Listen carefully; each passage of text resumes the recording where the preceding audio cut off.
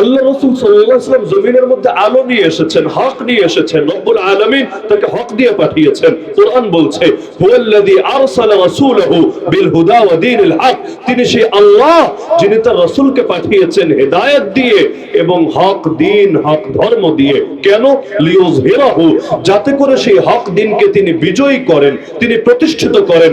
আলা দ্বীনি কুল্লি, বাকি যত দিন আছে, বাকি যত ধর্ম আছে, বাকি যত মতবাদ আছে, বাকি যত আদর্শ আছে, বাকি যত তন্ত্রমন্ত্র আছে, সবকিছুর উপর ইসলামকে যাতে বিজয়ী করেন।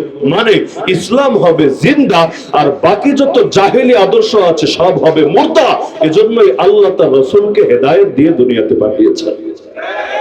তো রাসূল দুনিয়াতে এসেছেনই দ্বীনের বাতি জ্বালানোর জন্য। আর দ্বীনের বাতি জ্বালানোর জন্য যখন সেটা জ্বলবে তখন এর অপরিহার্য পরিণতি হিসাবে অন্ধকার সেখান থেকে ল্যাজ গুটিয়ে পালাতে বাধ্য হবেই হবে। আল্লাহ রাসূল সাল্লাল্লাহু আলাইহি ওয়াসাল্লামকে মক্কার জামানায় আপনারা সকলেই জানেন অনেকগুলো লোভ দেওয়া হয়েছিল, অফার দেওয়া হয়েছিল। হে মুহাম্মদ, হে ভাতিজা, কি চাও তুমি বলো, তুমি যা চাও তাই তোমাকে দেব। নারী চাইলে সবচাইতে সুন্দরী নারী এনে দেব।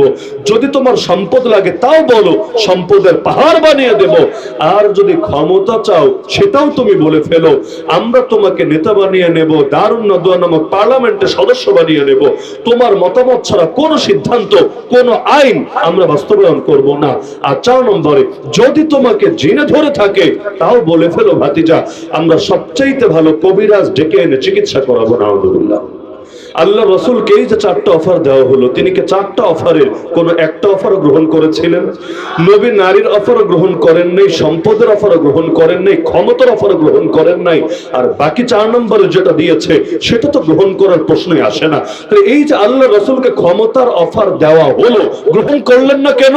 আমাদের তো অবস্থা এমন, আরে হাজার হাজার বাঙালি পাবেন এমন নিজেকে ক্ষমতার গদিতে নেওয়ার জন্য আর ক্ষমতায় গদিতে থাকার জন্য আরে মানুষ হয়ে অমানুষের কাজ করতেও রাজি, মানুষ হয়ে কুত্তা বিড়ালের ধরে নিজেকে নামিয়ে আনতে রাজি। জীবনের মাকসাদই হলো ক্ষমতা, জীবনের মাকসাদই হলো নিজের গদি রক্ষা করা। এর বাইরে যেন কোনো কিছুই বোঝে না। এজন্য খুন করা লাগলে খুন করতে রাজি, গুম করা লাগলে গুম করতে রাজি, সন্ত্রাস লাগলে সন্ত্রাস করতে রাজি, চাঁদাবাজি লাগলে চাঁদাবাজি করতে রাজি, যত আকাম কুকাম আছে সব করতে রাজি। বিনিময়ে তার ক্ষমতা লাগবেই লাগবে। যদি জিজ্ঞাসা করেন ক্ষমতা পেলে কি হবে, বলবে দেশের সেবা হবে, দশের সেবা হবে, জনতার খেদমত হবে। কারণ এই দেশে ক্ষমতায় যারা যায় এ কথা বলতে পারবে না যে আমি না খেয়ে মরছি, এখন ক্ষমতায় গেলে মাসে যে লাখ 2-1 টাকা বেতন পাবো এটা দিয়ে আমার সংসার চলবে, এজন্য আমি ক্ষমতায় যেতে চাচ্ছি। একটা এমপির বেতন কত, একটা মন্ত্রীর বেতন কত, একটা প্রধানমন্ত্রীর বেতন কত? তার চাইতে মজার বিষয় হলো গণতান্ত্রিক দেশ যেগুলো আছে বাংলাদেশের মতো গণতান্ত্রিক দেশের নিয়ম অনুসারে এই সমস্ত দেশে জনগণ হয় ক্ষমতার মালিক, আর যারা ক্ষমতায় থাকে, যারা প্রশাসনে থাকে, যারা রাজনৈতিক বড় বড় গদি দখল করে থাকে তারা হয় জনগণের চাকর, জনগণের কর্মচারী। নিয়ম কিন্তু এটাই যে গণতান্ত্রিক দেশের মতো জনগণই মূল চালিকা শক্তি, জনগণকে বলা হয় ক্ষমতার মালিক। আর পুলিশই হোক, সেনাবাহিনী হোক, মন্ত্রী হোক, এমপি হোক, প্রধানমন্ত্রী হোক, সবাই হলো জনতার কর্মচারী, জনতার শ্রমিক। এজন্য আইন অনুসারে মানুষ পুলিশকে স্যার বলবে না, পুলিশ জনগণকে স্যার বলবে। এটাই আইন, এটাই কথা, এটাই হওয়া দরকার ছিল, লেকিন হয় নাই। সব ক্ষেত্রে উল্টে গিয়েছে। এমনকি দরকার ছিল রাস্তায় যদি গাড়ি আটকায়, কাগজপত্র ঠিক নাই, তবুও আপনাকে সম্বোধন করবে সম্মানের সাথে, স্যার স্যার বলে। আর এখন তো মাহফিলের অনুমতিও যদি আনতে যায় আগে বাপ মা তুলে গালি দিয়ে তারপর কথা শুরু হয়। হওয়া দরকার ছিল একটা, হয়ে গেছে আরেকটা। তো যে প্রসঙ্গে বলছিলাম, যারা ক্ষমতায় থাকে তারা তো চাকর। যে যত বড় ক্ষমতাধর সে তত বড় চাকর, তত বড় চাকরানি। মহিলা হলে চাকরানি, পুরুষ হলে চাকর। তো চাকর হওয়ার লোভ কিসের জন্য? আরে চাকরানি হওয়ার লোভ কিসের জন্য? শুধুই জনগণের খেদমত করার জন্য? বলবে না, জনগণ তো হলো আমাদের জন্য একটা হাতিয়ার। হাতিয়ার যদি না থাকে তাহলে ধান্দা করবো কিভাবে? তো এখন কথায় কথায় উন্নয়ন উন্নয়ন, দেশপ্রেম দেশপ্রেম, মুক্তিযুদ্ধের চেতনা মুক্তিযুদ্ধের চেতনা, ডায়লগ আর ডায়লগ মারতে থাকবে। তো সবকিছুর পেছনে খালি ধান্দা ধান্দাবাজি চলতে থাকবে। তো এখন ক্ষমতার অফার আল্লাহ রসুলকে যেচে দেওয়া হচ্ছে। নিজে পোস্টারিং করে করে ক্ষমতা চাচ্ছেন না, মাইকিং করে করে ক্ষমতা চাচ্ছেন না, কোটি কোটি টাকা ব্যয় করে ভোট কেনারও ফিকির করছেন না। বাঙালি তো সাধে ভোটও দেয় না, কয়জন মানুষ ভোট দেয়? হ্যাঁ, গত 15 বছর দেয় না ভিন্ন কারণে, কারণ সকাল 10টায় রোদে পড়ে ভোট দিতে গিয়ে কি করবে? তাহাজ্জুদের সময় তাহাম্মুল খতম হয়ে গিয়েছে। এমনকি যারা দুনিয়া থেকে চলে গিয়েছে, কবরে শুয়ে আছে, তাদের ভোটও তাদের পক্ষ থেকে প্রেতাত্মা এসে দিয়ে চলে গেছে। কিন্তু যখন ভোট দেওয়া স্বাভাবিক পরিস্থিতিও থাকতো, তখনও তো ভোট বিক্রি হয় পয়সার বিনিময়ে, হয় না? টাকার বিনিময়ে, অথবা ফুসপানির বিনিময়ে, বিড়ি সিগারেটের বিনিময়ে, অথবা বিভিন্ন লোভনীয় অফারের বিনিময়ে। তা আল্লাহ রসুলকে ভোট কিনতে হচ্ছে না, উল্টো নবীকে প্রস্তাব দেওয়া হচ্ছে, যদি খালি কবুল বলে সঙ্গে সঙ্গে তাকে নেতা মেনে নেওয়া হবে। কিন্তু আল্লাহ রসুল কবুল বলেছেন নাকি না করেছেন?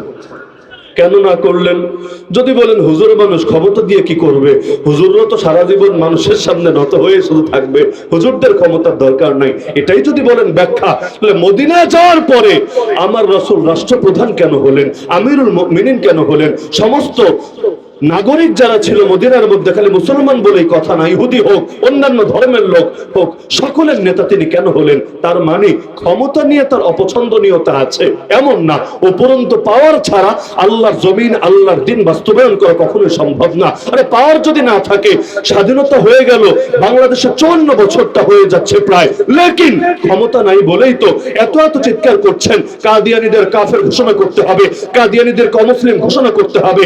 সে 71 থেকে আওয়াজ উঠলো, আজ 2024 প্রায় শেষ হতে চললো, এখনো পর্যন্ত কত সরকার এলো আর গেল, কাদিয়ানীদের কেউ তো কাফের ঘোষণা করলো?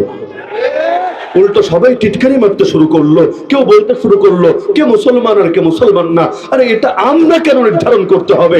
এটা আল্লাহর উপর ছেড়ে দিলেই তো চলবে। নাউযুবিল্লাহি মিন যালিক। অথচ ওদেরকে অমুসলিম ঘোষণা না দেওয়ার কারণে, এই মর্মে আইন না বানানোর কারণে, ওদের আইডি কার্ডেও লেখা থাকে মুসলমান, পাসপোর্টেও লেখা থাকে মুসলমান, এমনকি ওরা এই পাসপোর্ট দিয়ে ভিসার আবেদন করে, মক্কা মদিনার ভিসা লাগিয়ে সেই হজে চলে যায়, ওমরায় চলে যায়। অথচ আল্লাহর ঘরে, সেই মক্কা মদিনা, সেই গোটা আরব উপদ্বীপে মুসলমান ছাড়া কারো প্রবেশ করা জায়েজই নাই, সম্পূর্ণ হারাম, সম্পূর্ণ নিষেধ। কোরআনের আয়াত দ্বারা প্রমাণিত, নবীর হাদিস দ্বারা প্রমাণিত। এমনকি অনেক মেয়েকে পর্যন্ত বিয়ে করে, মুসলিম মেয়েকে বিয়ে করে, কিন্তু ও যে কাদিয়ানি এটা অনেকে জানে না, বা জানলেও ও যে কাট্টা কাফের এটা তো স্পষ্ট না। কাজীর কাছে যায়, কাজী বিয়ে রেজিস্ট্রি করে দেয় যে মুসলমান ছেলে আর মুসলমান মেয়ের বিয়ে হয়েছে, নাউযুবিল্লাহ। অথচ এই বিয়ে মোটেও হয় নাই। যতদিন সংসার করবে জিনা হবে, যে বাচ্চা পয়দা হবে হারামজাদা হবে। তাহলে কাদিয়ানীদের কাফের ঘোষণা করা কত দিক থেকে দরকার ছিল? ওদের সালাম দিলেও তো পাপ হবে, ওরা মরলে মুসলমানের কবরস্থানে দাফন করলেও তো গুনাহ হবে, আর ওদের জানাজা যদি কোনো হুজুর পড়ায়, কোনো মুসলমান পড়ে, ওর আমলনামায়ও তো গুনাহ লেখা হবে। দরকার ছিল, লেকিন 54 বছর ধরে আন্দোলন চলছে, রেজাল্ট তো জিরো হয়ে আছে। আর কত উদাহরণ লাগবে? মসজিদে আসলে আল্লাহর ইবাদত করতে পারবেন, কিন্তু আদালতে গেলে আল্লাহর ইবাদত কিভাবে করবেন? আল্লাহ বলবে একটা, আপনাকে মানতে বাধ্য করবে আরেকটা। আপনি যদি বিচারকের সামনে বলেন আল্লাহর আইন চাই, আল্লাহর আইনে বিচার চাই, বিচারক আপনাকে বলবে তুই আদালত অবমাননাকারী, আইনের প্রতি অবজ্ঞা প্রদর্শনকারী, আরে তোকে এখন রাষ্ট্রদ্রোহী মামলা দেওয়া হবে, তোকে জেলের ভাত খাওয়ানো হবে। এই যে বাংলাদেশে আলেম ওলামাকে বছরের পর বছর জেল খাটানো হয়েছে, অপরাধ কি রে ভাই? কি অপরাধ? চুরি করেছে না ডাকাতি করেছে, খুন করেছে না ধর্ষণ করেছে, রাহাজানি করেছে না টেন্ডারবাজি করেছে, দেশের সম্পদ বাইরে পাচার করেছে নাকি বাংলাদেশটাকে ভারতের হাতে তুলে দিয়েছে? কি করেছে? কেন তাদেরকে বারবার বারবার বারবার জুলুমের শিকার হতে হয়েছে? কেউ তো জান নিয়ে ফিরে আসতে পারে নাই, লাশ হয়ে বের হয়েছে। আর যারা জান নিয়েও ফিরে এসেছে, এত জুলুম হয়েছে এক একজনের উপর, বাকি সারা জীবন এই বোঝা তাদেরকে বহন করতে হবে। অপরাধ কি ছিল? অপরাধ তো একটাই, তারা কোরআনের কথা বলেছে, হাদিসের কথা বলেছে, দ্বীনের কথা বলেছে, শরীয়তের কথা বলেছে। মানুষ নামের কিছু অমানুষের আদর্শের সঙ্গে, ওদের বানানো আইনের সঙ্গে এটা সাংঘর্ষিক হয়েছে। ব্যাস, এখন আল্লাহর কথা কেন বললো? এজন্যই শয়তানের দালালরা তাদেরকে জেলে ভরে রেখেছে। তাহলে আল্লাহ রাসূল সাল্লাল্লাহু আলাইহি ওয়াসাল্লাম তিনি ক্ষমতার প্রতি অনাগ্রহী ছিলেন বা অপছন্দ করতেন, বিষয়টা এমন না। বরঞ্চ মক্কার সময় তিনি ক্ষমতায় যাননি কেন? একমাত্র কারণ, গেলে হক আর বাতিল মিশিয়ে ফেলতে হবে, আলো আর অন্ধকার একসঙ্গে চালাতে হবে। বলবেন কিভাবে? মক্কায় একনায়কতন্ত্র ছিল না, একজনের কথাই মক্কা শহর চলতো না, বরং সেখানে তারা সবাই মিলে একসঙ্গে সলা পরামর্শে বসতো, বৈঠকে বসতো, প্রত্যেকের মতামত নেওয়া হতো। আবু জাহাল মত দিত, আবুল হাব দিত, উতবা দিত, শাইবা দিত, আবু সুফিয়ান দিত, ওমর দিত, খালিদ বিন ওয়ালিদ দিত। সবাই মিলে মতামত দেওয়ার পর মাথা গুনে গুনে যেই দিকে মত বেশি আছে সেই মতটাকে চূড়ান্ত করা হতো, যেদিকে মত কম বা সেই মতটা প্রত্যাহার করা হতো। আল্লাহর নবী গিয়ে যদি ওদের সাথে বৈঠকে বসেন, পয়েন্ট বুঝেন, নবী গিয়ে যদি ওদের সাথে বৈঠকে বসেন, মনে করেন আলোচনা শুরু হলো যে যারা চুরি করবে এদের কি সাজা দেওয়া যেতে পারে, আল্লাহ নবী বলবে কোরআনে আল্লাহ জানিয়ে দিয়েছেন ওদের হাত কেটে দিতে হবে। যদি চোর চুরি করে, পুরুষ হোক আর নারী হোক, 10 দিরহাম পরিমাণ সর্বনিম্ন চুরি করে, সাজা হলো তার হাত কবজি থেকে, এখান থেকে না, কবজি থেকে কেটে দিতে হবে। এটা আল্লাহর পক্ষ থেকে নির্ধারিত সাজা। নবী বলার পর আবু জাহাল বলতো, ভাতিজা বিকুল ঠান্ডা হও, মাথা এত গরম করো না, আরে চুরি করলেই হাত কাটা যাবে না, আগে দেখতে হবে দলের লোক না বিরোধী দলের লোক। যদি দলের লোক হয় হাত কাটা যাবে না, হাতে নিয়ে চুমু খেতে হবে আর কানে কানে বলতে হবে, ভাতিজা খেয়েছিস, খা, টুকটাক দিয়ে তো খাবি, একা একা খেলে তো হবে না, একা একা খেলে দেশ চলবে কিভাবে, তুইও খা আমাদেরও খাওয়া, সবাই মিলে একসঙ্গে চলি। আর যদি বিরোধী দলের হয় তাহলে হাত প্রয়োজনে কবজি থেকে না, কনুই থেকে, প্রয়োজনে এখান থেকে না, গোড়া থেকে কেটে দেব। আবু লাহাব বলতো, থাক, এই জামানায় এত কড়াকড়ির দরকার কি, এগুলো বর্বরতা, এগুলো নৃশংসতা, আরে 10টা 20টা চড়থাপ্পড় দিয়ে ছেড়ে দেব। আর একজন বলতো, না, এক কাজ করি, 1 মাসের জেল দিয়ে দেই, 1 মাস জেল খাটার পর ওকে ছেড়ে দেব। এক একজন এক এক কথা বলতো। এরপর মাথা গোনা হতো, কে রে, জেলের পক্ষে কে, হাত কাটার পক্ষে কে, চরের পক্ষে কে, ছাড়ার পক্ষে কে। দেখা যেত যেই পক্ষে মত বেশি সেটাকে আইন হিসেবে চূড়ান্ত করা হতো। এভাবে কখনো রাসূলের পক্ষে মত যেত, কখনো রাসূলের বিপক্ষে মত যেত। ইসলাম তো বলে, আল্লাহ বলেছেন বাস, এবার পৃথিবীর কেউ বলুক বা না বলুক সেটাই চূড়ান্ত, সেটাই কার্যকর। কিন্তু এভাবে নবী যদি ক্ষমতায় যেতেন, আল্লাহটা সর্বদা চূড়ান্ত হতো না। কখনো আল্লাহ পাস আর কখনো আবু জাহাল, আবু লাহাব, উতবা, শাইবা পাস। নাউযুবিল্লাহ। এটাকে তাওহীদ বলে না, শিরক বলে, ঈমান বলে না, কুফর বলে, হক বলে না, হক বাতিল মিশে জগাখিচুড়ি হওয়া বলে। আল্লাহ নবী মক্কায় কেন ক্ষমতা নেন নাই? একমাত্র ব্যাখ্যা, দ্বিতীয় ব্যাখ্যা পারলে এনে বোঝান আমাকে, যে আল্লাহ নবী মক্কায় যদি ক্ষমতা নিতেন তাহলে হক জিন্দা হতো না, আল্লাহর জমিন, আল্লাহর দিন বিজয়ী হতো না, বরং জগাখিচুড়ি হতো, গোলালু হতো। গোলালু বুঝেন? সব তরকারির সঙ্গে চলে। দুনিয়ার মধ্যে কেউ গোলালু হলে আর জেলেও যাওয়া লাগে না, আর ফাঁসির দড়িও গলায় পড়া লাগে না, ওর নামে হামলা মামলাও হয় না। আরে ফ্যাসিস্ট থাকুক আর স্বৈরাচার থাকুক, এক নায়ক থাকুক আর 10 নায়ক থাকুক, এক নায়কতন্ত্র, এক নায়িকাতন্ত্র যদি থাকে, ওর কোনো টেনশন থাকে না, সব সময় সে আরামে থাকতে পারে। কেন? চাটাচাটি যারা করতে পারে এদের প্রতি খেয়েও নারাজ হয় না, সকলেই রাজি থাকে। আল্লাহ নবী আমাদেরকে শিখিয়েছেন না, জীবন একটা, এই এক জীবন আল্লাহর জন্য কোরবান করে দিতে হবে। আর সুখের দিন হোক আর দুঃখের দিন হোক, সুর একই থাকতে হবে।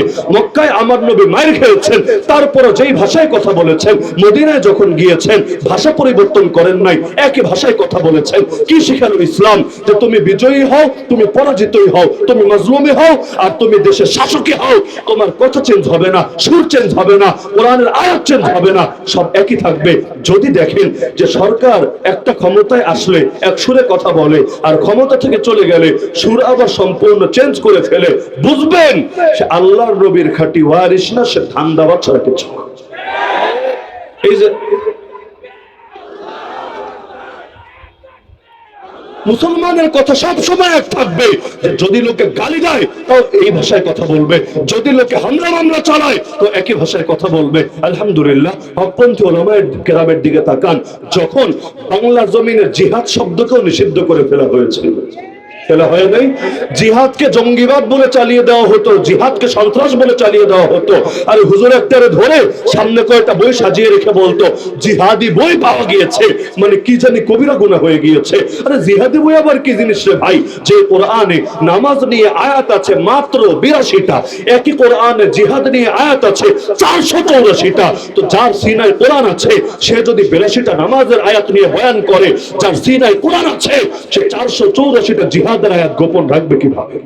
জিহাদের কথা তো বলাই লাগবে, আরে গোপন রাখবে কিভাবে? দুনিয়ার চোখে চোখ রেখে তো উল্টোই হুঙ্কার ছড়বে, তোদের চোখে জিহাদের কথা বলা যদি জঙ্গিবাদ হয়, মুসলমান জঙ্গিবাদী গালি খেতে রাজি। তোদের চোখে দিন কায়েমের কথা যদি উগ্রবাদ হয়, মুসলমান উগ্রবাদী গালি খেতে রাজি। তোদের চোখে খিলাফত যদি মৌলবাদ হয়, মুসলমান মৌলবাদী গালি খেতে রাজি। তোদের পক্ষে মাজলুমের পাশে দাঁড়ানো যদি সাম্প্রদায়িকতা হয়, মুসলমান সাম্প্রদায়িক গালি খেতে রাজি। আল্লাহর কসম, তোরা যত গালি দেশ মুসলমান সব গালি খেতে রাজি, কিন্তু গালির ভয়ে আল্লাহ দ্বীনের একটা বিধান ছাড়তেও রাজি না।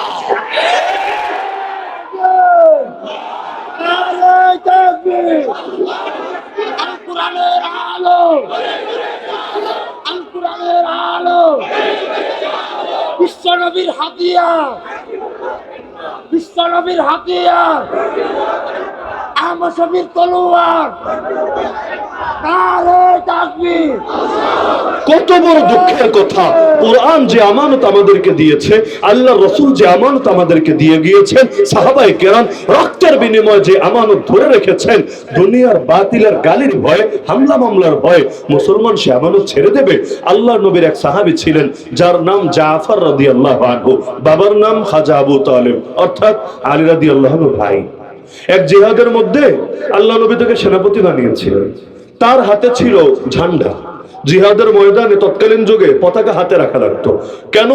দুই দলের পতাকা যদি হাতে থাকে, আসমানে উঠতে থাকে, সবাই মিলে বুঝবে যে জিহাদ বা লড়াই যুদ্ধ এখনো চালু আছে, পরাজয় আসে নাই, আত্মসমর্পণ করে নাই। যদি দেখে এক পক্ষেরটা উঁচু আছে আর এক পক্ষেরটা নেমে গেছে, তাহলে বুঝবে হয়তো সারেন্ডার করেছে, না হলে পরাজিত হয়ে গিয়েছে। তো এজন্য যুদ্ধের ময়দানে পতাকা উড়িয়ে রাখা এটা বড় গুরুত্বপূর্ণ দায়িত্ব ছিল। এবং যারা হামলা করত ওরা পতাকা বাহীকে বিশেষভাবে টার্গেট করত। অনেক ক্ষেত্রে যিনি সেনাপতি হতেন তিনি এক হাতে পতাকা ধরে রাখতেন। তো জাফর রাদিয়াল্লাহু আনহু তার হাতে ছিল নবীর দেওয়া পতাকা, কালেমার পতাকা, ইসলামের পতাকা, দ্বীনের পতাকা, শরিয়াতের পতাকা। এক কাফের এসে তরবারি দিয়ে তার হাতের মধ্যে একটা কোপ মারলো, হাত কেটে গেল। এমন ভাবে কাটলো যে শরীর থেকে আলাদা হয়ে গেল। কিন্তু তিনি এটা মেনে নিতে পারছিলেন না যে হাত গেছে যাক, কিন্তু আমি জীবিত থাকতে আল্লাহর নবীর দেওয়া পতাকা মাটিতে পড়বে, এটা তো মেনে নেওয়া যায় না। তো হাত কেটে গিয়েছে, তো পতাকা মাটিতে গড়িয়ে পড়ার আগে বাম হাত দিয়ে পতাকা খপ করে ধরে ফেলেছেন। এবার কাফের এসে আরেকটা কোপ মেরেছে, বাম হাতটাও কেটে শরীর থেকে আলাদা হয়ে গিয়েছে। এবারও তিনি চিন্তা করছেন, আরে হাত দুটো গেছে যাক না, আমার হাত গেলে কিছু আসা যায় না, কিন্তু আল্লাহর নবীর দেওয়া পতাকা মাটিতে পড়তে দেব না। এবার বাহু দিয়ে, অর্থাৎ দুই হাত তো শেষ, এই যে কাটা যে অংশে বাহু আছে এটা দিয়ে বহুত কষ্ট করে বুকের সঙ্গে পতাকাটা আগলে রাখলেন। তবুও কাফেরের মনে দয়া হলো না, চূড়ান্ত আঘাত করলেন। আল্লাহর বান্দা চূড়ান্ত আঘাতে নির্মম ভাবে শাহাদাত বরণ করলেন। কিন্তু শেষ মুহূর্ত পর্যন্ত যতক্ষণ নিজে দাঁড়ানো ছিলেন, পতাকা মাটিতে পড়তে দেন নাই, পতাকা উঁচু রেখেছিলেন। যখন তিনি শহীদ হয়ে গেলেন, আর এক সাহাবী এসে তার হাতে পতাকা নিয়ে নিলেন। আল্লাহ নবী সাল্লাল্লাহু আলাইহি ওয়াসাল্লাম ছিলেন মদিনায়, এটা মদিনা থেকে অনেক দূরে যুদ্ধের ময়দানের ঘটনা। লেকিন আল্লাহ নবীকে দুনিয়ার কেউ এসে খবর দেওয়া লাগে নাই। আল্লাহ রাব্বুল আলামিন জিবরিল আমিনকে পাঠিয়ে দিলেন। জিবরিল আমিন ওহী নিয়ে আসলেন, এসে আল্লাহ রাসূলকে জানালেন। আল্লাহ রাসূল মদিনার মসজিদে সব সাহাবীকে একত্র করলেন, একত্র করে একটা ভাষণ দিলেন। তার মধ্যে নবী বললেন, আরে আমার জাফর আল্লাহর জন্য দুটো হাত কুরবান করেছে, বিনিময়ে আমার আল্লাহ জান্নাতের মধ্যে জাফরকে দুইটা ডানা দিয়ে দিয়েছে। সে আল্লাহকে দিয়েছে হাত, আল্লাহ তাকে দিয়েছে ডানা। আমি দেখেছি সে তার দুই ডানা মেলে মেলে জান্নাতে উড়ে বেড়াচ্ছে। এজন্য তার নামই হয়ে গেছে জাফরের সঙ্গে তৈয়ার। তৈয়ার, তৈয়ার মানে যিনি উড়ে বেড়ান। উড়ে বেড়ান কেন নাম হয়েছে? কারণ নবী বলেছেন আমি দেখেছি সে নিজের ডানা মেলে মেলে জান্নাতে উড়ে বেড়াচ্ছে। তো সাহাবায়ে কেরাম জান দিয়ে দিতেন, কিন্তু আল্লাহর নবীর দেওয়া পতাকা জমিনে পড়তে দিতেন না। এমনকি নিজের দেহে আঘাত আসলে এটারও পরোয়া করতেন না। আবু জাহালকে যে দুইটা বাচ্চা হত্যা করেছিল, একজনের নাম মুআজ আর একজনের নাম মুআওয়াজ, তাদের একজনের হাতের মধ্যে কাফের কোপ মেরে দিয়েছিল। হাতটা কেটেছে, কিন্তু কেটে শরীর থেকে পুরো আলাদা হয়নি, গোশতও কেটেছে, হাড্ডিও কেটেছে, কিন্তু লাস্ট মাথায় চামড়ার সঙ্গে হাতটা ঝুলেছিল, এভাবে ঝুলছিল। কারো যদি জীবনে কাটার অভিজ্ঞতা থাকে বোঝার কথা, যদি কোন অঙ্গ ঝুলে থাকে, যতবার এটাতে নাড়া লাগে ততবার ভেতরে কলিজাটা মোচড় দিয়ে ওঠে। আল্লাহর বান্দা হাতটা যখন কেটে গেল, আর এক হাতে তরবারি নিয়ে কাফেরের বিরুদ্ধে লড়াই চালিয়ে যাচ্ছিল। বদরের ময়দানের অবস্থা তো সবাই জানেন। এমনি মুসলমান সংখ্যায় 3 গুণ কম, অস্ত্র শস্ত্র ঘাটতি, বসে থাকার সুযোগ কোথায়, আরেক হাত দিয়ে লড়াই চালিয়ে যাচ্ছেন। তো যতবার এই হাতে টান লাগছিল, কলিজায় মোচড় দিয়ে উঠছিল, তিনি বুঝতে পারছিলেন এই ব্যথা নিয়ে বেশিক্ষণ লড়াই করতে পারবো না, কি করা যায়। এবার হাতটাকে মাটির উপরে রাখলেন, পা দিয়ে হাতের উপর পাড়া দিলেন, তারপর এদিক থেকে এমন জোরে টান মারলেন, আর হাতটা শরীর থেকে ছিন্ন হয়ে গেল। এবার অবশিষ্ট হাত দিয়ে ঠিকই আল্লাহর দ্বীনের পথে লড়াই চালিয়ে গেল। হাত কোরবান করতে রাজি, কিন্তু নবীর আদর্শ থেকে, জিহাদের পথ থেকে এক চুল পরিমাণ সরতে রাজি না। অথচ দেখেন আমরা, নাউযুবিল্লাহ।